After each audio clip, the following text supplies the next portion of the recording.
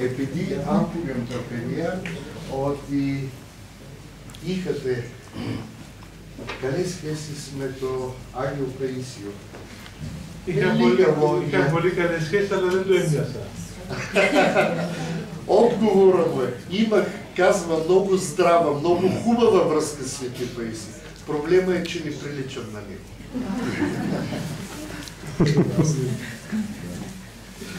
Вижте колко хубав и кратък отговор от наистина един голям духовник. Владико, ние сме във времето на подготовката за постния период, който трябва да извървим до Пасха и да се срещнем с нашия Спасител в тържеството на тържествата.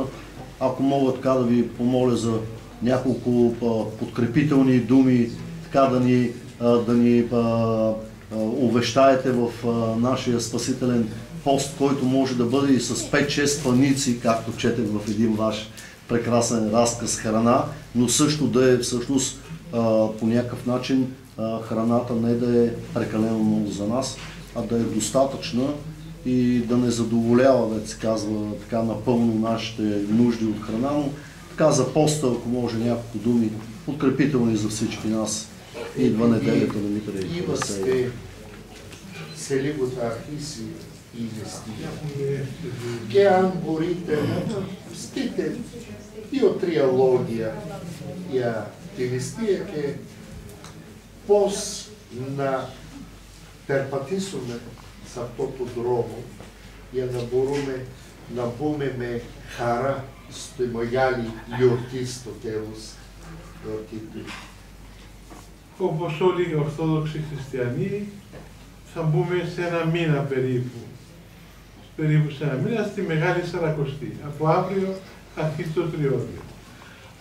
След приблизително един месец ще влеземе в Великите пости. От утре започва Триода, постната част, подготовката за Светата Четиридесетница. Και αρχίζει αύριο με την Ευαγγελική περικοπή του τελώνη και του Φαρισαίου. И започва с притчата, с разказа за фарисея. Η Εκκλησία έβαλε τη βάση πάνω στην οποία θα χτίσει το υπόλοιπο αγώνισμα. Църквата е сложила това като основа, върху която ще гради от тук нататък.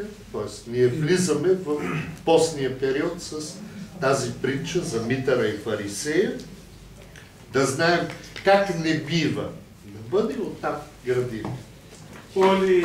Όλος ο αγώνας είναι αυτό που λέει το Ευαγγέλιο αύριο. Ταπείνωσης και μετάνοια.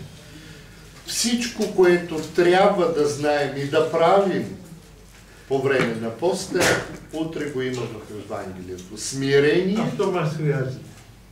Това е което трябва. Смирение и покаяние. Η νηστεία, η αγρυπνία, οι προσευχές, οι ακολουθίες μας βοηθούν να έρθουμε σε μετάνοια και να σταθούμε μπροστά στον Θεό με ταπείνωση. Всичко останало, поста, службите великопостните и така нататък, трябва да ни приведат до това състояние на покаяние, за да можем наистина да влезем в радостта на празника.